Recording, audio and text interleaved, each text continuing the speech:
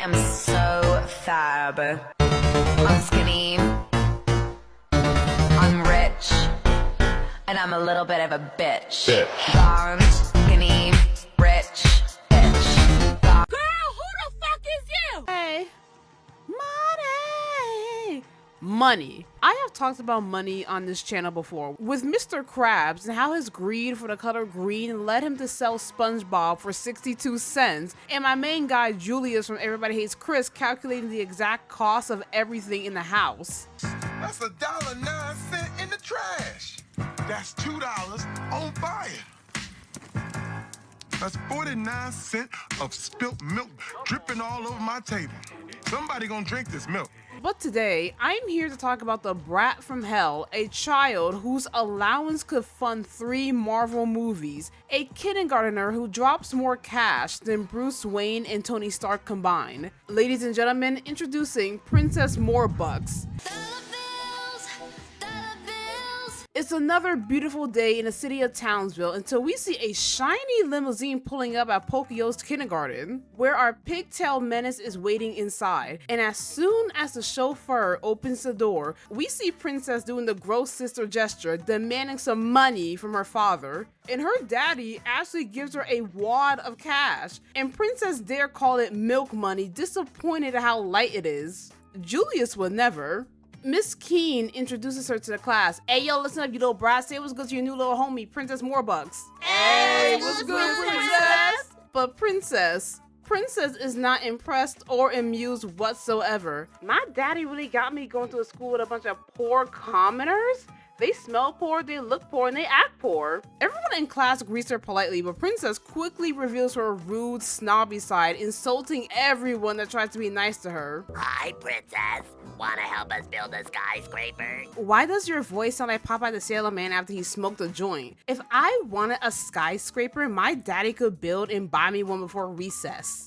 Hey, Princess, get on aboard the Choo-Choo Express. That's poor people transportation. I only do first class, heavy on the word first. And just like that, Princess unknowingly made an op out of Buttercup, because look at her face. She was smiling and she instantly began mean mugging her. When she's introduced to Twiggy, the class hamster, Princess calls her a smelly, mangy little rat. Twiggy, offended by the insult, speeds her hamster wheel so fast it breaks off his stand and rolls straight out of the cage, until the Powerpuff Girls swoop in to save her. The class applauds the Powerpuffs for saving Twiggy, but Princess, she stares at them in a trance, clearly fascinated by their abilities. Princess starts gassing them up, demanding how they did that, but what I love is how Buttercup's mood automatically switches when Princess pulls up, showing her immediate dislike and disinterest in the snob. They explain, we're the Powerpuff Girls, we be putting belt to ass on baddies on the daily. And Princess, with a smug expression, says, bet, I'll be a Powerpuff Girl too. Yeah, and I'm gonna be twice his 10th member, okay. When the girls politely decline, explaining that they're not accepting new members and that Princess has no powers or experience, Princess reacts with confusion and anger. I'm Princess, and my daddy buys me anything I want. I want to be a Powerpuff Girl! This, be nice. I'm finding it. It take you that long to find it? It does. They go on to say you can't buy powers. Oh, yeah? Tell that to Batman. Listen, I know I'm not a diehard Batman stan, but I'm pretty sure Batman doesn't have powers and that he only has his smarts, gadgets, and every fighting style known to man. Actually, I take that back. I lied. Batman's real superpower is his money. Princess returns home with fake crocodile tears and dramatically sobbing to her wealthy father about her being bullied. Daddy, everyone was being fake ass hoes because I'm rich. After giving her father this Oscar-worthy tantrum and framing the Powerpuff Girls as spoiled brats, Daddy Morbucks hands her a stack of cash, instantly turning her tears into giggles. That has to be at least 50K right there. I don't know, I'm not rich. As tempting as it is to blame Princess for her behavior, the real responsibility falls on her father. He's the one raising her, and he's the one teaching her that money is the answer to everything. Princess's first 2 moments with her dad make one thing painfully clear. In her house, money is the parenting. Every time she's upset, he buys her peace instead of teaching her accountability, humility, or basic human empathy. She's been conditioned to believe that every feeling, every frustration or insecurity comes with a price tag, and when wealth becomes both the comfort and the cure, real emotional growth never happens. Instead of learning from action, she's wrapped in luxury, taught that privilege equals power, and raised to think problems only matter if you're too poor to pay them away. Princess arrives at school the next day with a new fit, wearing a mustard-looking knockoff imitation of the girl's uniform, announcing herself as the newest Powerpuff Girl, much to Buttercup's annoyance. Buttercup was ready to jump her right then and there, but Blossom, always calm, cool, and collected, eases her back and tries to be diplomatic with Princess. Listen, Honey Mustard, I was being nice before. The hotline rings before Blossom can finish explaining, and they zoom away to stop a robbery. Princess, instead of minding her business and staying her ass behind, follows after them in a jetpack. At the First National Bank, we have generic robbers blasting at the Powerpuff Girls, and the bullets easily deflect off of them. What confuses me with these robbers, they know what city they're in. I sincerely doubt semi-automatic weapons are gonna harm 5-year-olds who are taking hits from various worst villains daily. Just as the girls were gonna pack them up. Don't worry, Powerpuff Girls, I'll save you! I know damn well this Buddy Pine wannabe did not follow us. Beware the wrath of the Powerpuff Princess! Hey-ya! Hey-ya! Hey-ya! What is she doing? Is she fighting with her eyes closed and making random karate noises? She then uses her crown rings and tosses them at the robbers, only to miss and end up hitting the girls instead. Every attempt to apprehend the criminals was a complete flop, resulting in them escaping, not before they strapped a bomb onto Princess and dumped her on the floor.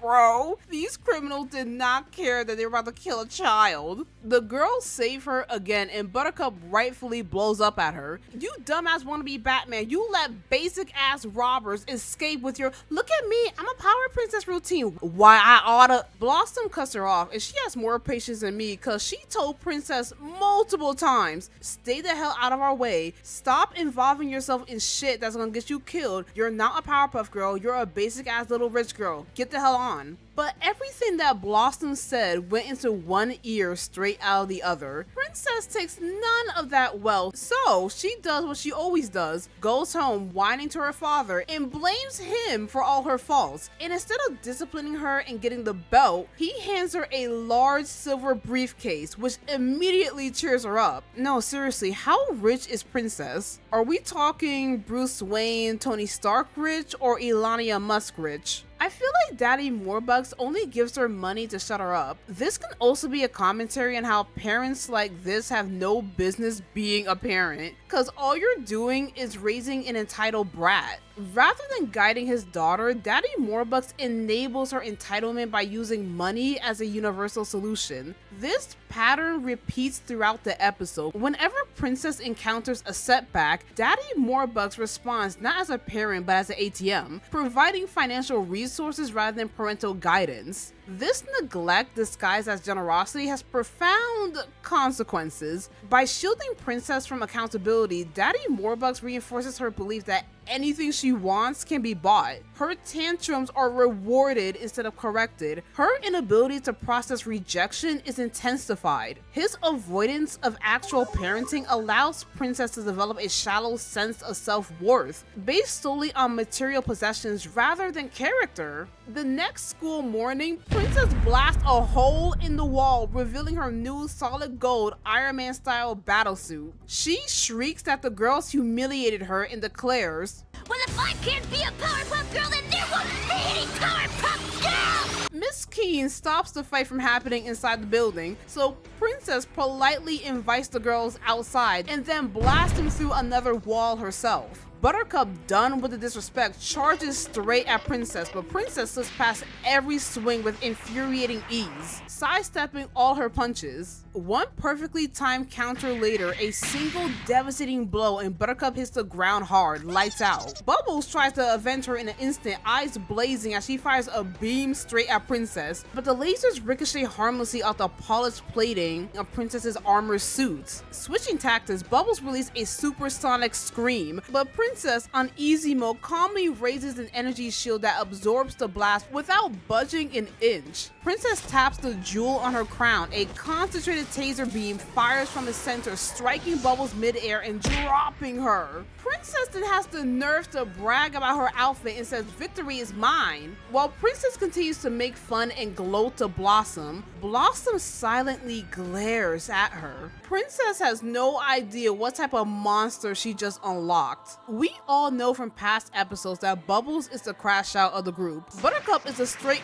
brute with hands, but there's something terrifyingly unsettling about Blossom that disturbs my spirit. When Princess put hands on her sisters, that was the straw that broke the camel's back. Blossom said, Now I gotta embarrass you. Princess shoots another laser at her, but Blossom, she dodges by simply tilting her head to the side. I know damn well this girl did not just do the Trunks head tilt. Princess, furious, runs up and Blossom trips her, making her crash into the slide. The two go into an all-out battle and Blossom is on the defensive, easily dodging all of Princess's attacks. I can tell this fight is heavily inspired by Dragon Ball Z because all we see are pink and yellow blurs flashing around the screen. Blossom, reading her attacks, goes on the offensive and makes light work of Princess, showing her there can only be one redhead and these hands are made of chemical X, and telling her to chill out by using her ice breath, freezing her armor until it shatters like glass. Princess breaks down crying and asks, Why won't you let me be a Powerpuff Girl? Because you're just a spoiled brat. You bitch! Being a Powerpuff Girl isn't about getting your way or having the best stuff or being popular or powerful.